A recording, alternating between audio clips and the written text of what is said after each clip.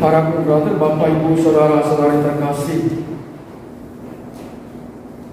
ketika menghibur keluarga yang berduka, yang sedang merasa kehilangan karena kematian orang yang dicintai, kita selalu berkata, sabar, dia sekarang sudah bahagia di surga.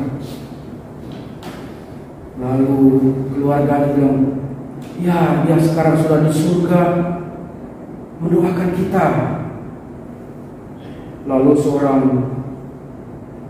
penulis mengatakan bahwa seringkali pemahaman atau termasuk khotbah tentang orang mati itu kita terlalu mengkanonisasi orang.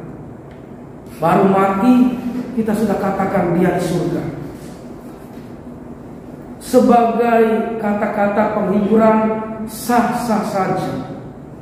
Tetapi kalau kita merenungkan lebih jauh inti hidup dan panggilan, ini sebuah bentuk ketersesatan.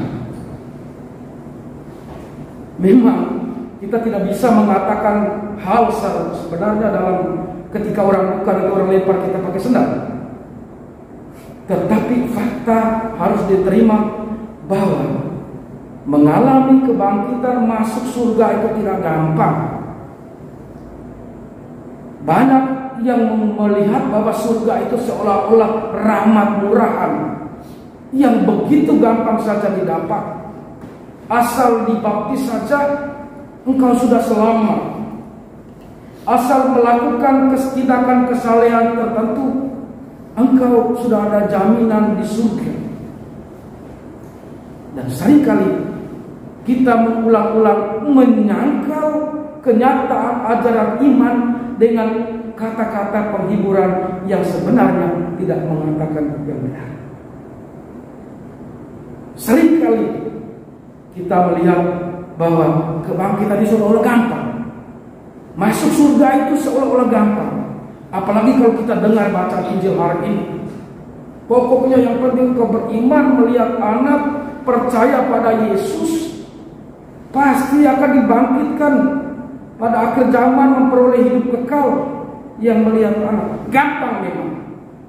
Tetapi untuk sampai pada percaya, untuk mampu melihat anak, melihat Yesus secara benar, disinilah tantangan, disinilah problemnya, disinilah kesulitan. Keselamatan memang merupakan tawaran, janji dan jaminan dari Tuhan. Tetapi seringkali manusia tidak gampang menerima tawaran yang indah itu. Secara teoritis untuk menghibur diri mungkin iya, tetapi praksis kehidupan, cara untuk menghidup apa yang dijanjikan Tuhan untuk menggapai itu, seringkali orang tidak mau bersusah, tidak mau berjuang. Karena untuk sungguh melihat anak, untuk sungguh percaya pada Yesus, bukan hanya soal kata-kata, bukan hanya soal percikan air baptis, bukan hanya soal melakukan banyak kesalehan, tetapi butuh satu penyerahan diri, butuh mengidentifikasikan diri secara radikal dengan jalan yang ditawarkan oleh Tuhan sendiri. Kemarin kita merayakan Hari Raya Orang Kudus.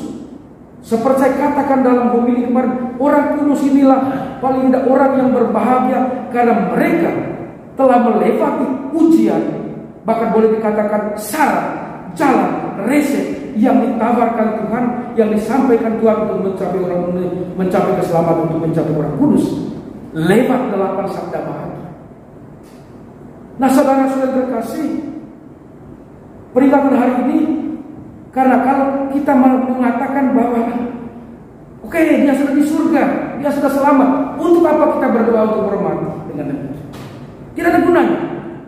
Kalau kita begitu yakin bahwa dibaptis selamat tanpa peduli apa tingkah laku di dunia, pokoknya kau percaya pada Yesus, langsung dia setelah mati berada dalam kebahagiaan bersama di surga, masih ada gunanya kita berdoa untuk orang mati? Masih ada gunanya kita 2 November untuk kita? Nah, saudara-saudara terkasih, dengan kesadaran ini kita melihat kembali bahwa ada tawaran kebahagiaan, kehidupan kekal, kebangkitan, tetapi untuk menggapai ke sana butuh perjuangan. Dan dalam perjuangan itu kita lihat ada orang yang berhasil, ada orang yang tidak, ada orang yang setengah berhasil.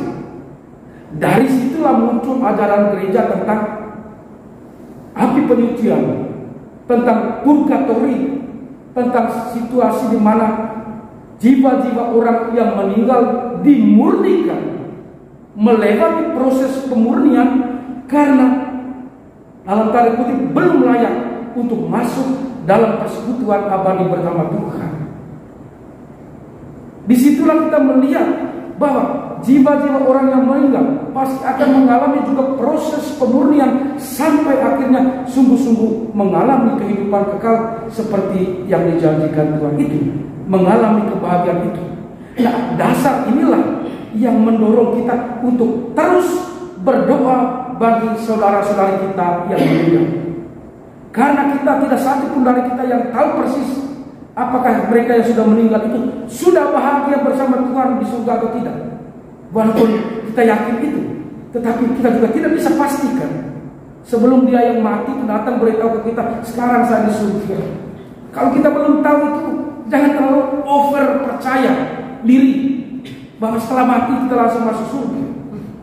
Tetapi gereja mengajarkan ada momen di mana orang yang dikatakan belum sungguh qualified untuk masuk surga melewati proses pemurnian dalam apa yang kita sebut sebagai api penyucian. Dasar ajaran iman inilah yang membuat kita terus berdoa untuk saudara-saudari kita yang meninggal. Inilah yang menjadi alasan dasar mengapa kita hari ini memperingati mereka, bukan hanya mengenang mereka untuk melihat bernostalgia terhadap kebaikan mereka selama hidup, tetapi lebih penting daripada itu mengenang dalam doa. Karena seperti saya katakan, kita tidak tahu persis apakah ayah, ibu, keluarga dan juga orang-orang yang kita cintai sungguh sudah berada dalam kebahagiaan bersama Tuhan atau masih dalam proses itu. Maka saudara-saudara terkasih, kita hari ini berdoa karena itu. Kita percaya akan janji Tuhan, kebangkitan dan kehidupan kekal. Tetapi kita juga harus mengakui bahwa pengetahuan kita terbatas untuk sungguh tahu bahwa orang yang kita cintai sudah masuk surga atau tidak. Kita juga tidak bisa mulai berspekulasi tentang kehidupan mereka. Kita harus menerima kenyataan bahwa kebenaran itu ada, tetapi kita tidak mengetahui seluruh kebenaran tentang saudara-saudari kita yang meninggal. Inilah yang seharusnya menggerakkan kita untuk berdoa dengan satu keyakinan dasar bahwa Tuhan menjanjikan kebangkitan dan kehidupan kekal kepada mereka, dengan satu keyakinan bahwa Tuhan tetap menyediakan tempat kebahagiaan bagi mereka. Nah, saudara-saudara terkasih, bagi kita yang masih hidup, perayaan hari ini mengingatkan kita bahwa ujung perjalanan kita di dunia adalah kematian. Itu berarti apa? Perayaan ini mengingatkan kita supaya kita tidak mengalami disorientasi dalam hidup, tidak kehilangan arah untuk terus melangkah ke tujuan yang sejati, yang merupakan panggilan Tuhan yang sesungguhnya untuk kita, yaitu kebahagiaan bersama Dia dalam kemuliaan surga. Jangan sampai bahwa hal-hal di dunia ini, segala kesibukan dunia ini dan kepentingan-kepentingan duniawi justru membuat kita kabur, membuat jalan kita kabur, pandangan kita kabur terhadap panggilan sesungguhnya, sehingga akhirnya mungkin kita juga mengalami kesulitan atau bahkan tidak mengalami apa yang dijanjikan oleh Tuhan. Perayaan hari ini bagi kita yang masih hidup adalah peringatan bahwa hidup kita di dunia ini ada akhirnya, bahwa Tuhan menjanjikan suatu kehidupan yang lain, tetapi kehidupan itu harus dimulai dari sekarang lewat perjuangan kita. Kita diingatkan bahwa Tuhan adalah kebangkitan dan kehidupan kekal untuk kita. Karena itu hal kedua bagi kita yang masih hidup, perayaan hari ini mengingatkan kita bahwa baik kesuksesan maupun penderitaan di dunia ini bukanlah akhir. Sehingga di tengah kesulitan dan tantangan hidup, Kepercayaan akan kebangkitan dan janji kehidupan yang disampaikan oleh Tuhan kepada kita seharusnya memotivasi kita untuk tetap bertekun, untuk tetap setia, agar toh akhirnya kita sungguh mengalami hidup kekal dan kebangkitan yang dijanjikan Tuhan dalam Injil hari ini. Semoga doa-doa kita membantu saudara-saudara kita yang telah meninggal untuk sungguh masuk dalam kebahagiaan kekal di surga bersama Allah, Sang Pemberi dan Pemelihara kehidupan. Amin.